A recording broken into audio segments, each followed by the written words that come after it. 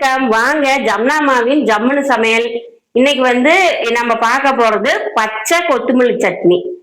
இப்ப எனக்கு நாட்டு தலை கிடைச்சிருக்குப்பா, எப்பயுமே கிடைக்கும் எனக்கு. அதனால நாட்டு கொத்தமல்லி தலை ஒரு கட்டு வச்சுக்கேன்.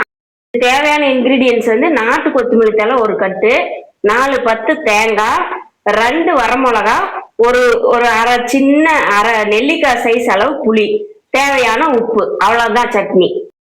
தேங்காயை வந்து 2 பத்தையை வந்து மைகோதியில வச்சு குத்தி நான் அடுப்புல சுடுறேன்.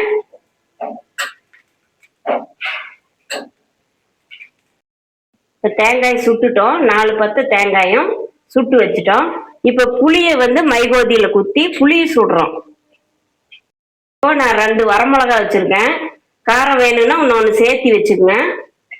இந்த வரமிளகாயை இப்படி சுட்டுறோம்.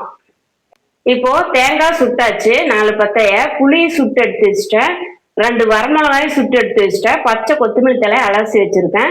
இது எல்லாம் போட்டு உப்பு தேவையான வச்சு அரைச்சிருங்க.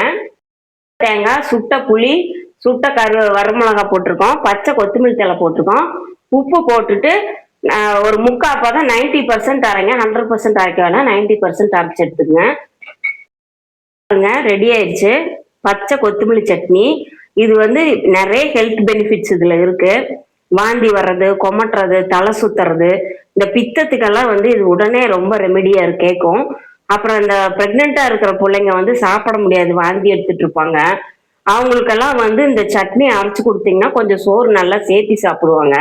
இது வந்து ஒரு மெடிசினல் ப்ராப்பர்ட்டியா இது வந்து நம்ம பாக்குறோம் ஆதி காலத்துல இருந்தே. அப்ப அடுப்புல சுட்டு இந்த மாதிரி செய்வாங்க, பச்சை தலை போட்டு அரைச்சு செய்வாங்க.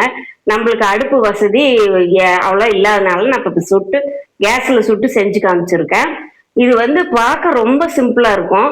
ஆனா நீங்க வந்து இது செஞ்சு ஒரு முறை சாப்பிட்டு பார்த்தீங்கன்னா எப்பயுமே ஜஸ்ட் ஒரு 10 நிமிஷத்துல செஞ்சு சாப்பிட்டுருவீங்க. லைக் பண்ணுங்க, ஷேர் பண்ணுங்க, சப்ஸ்கிரைப் பண்ணுங்க. பாய்.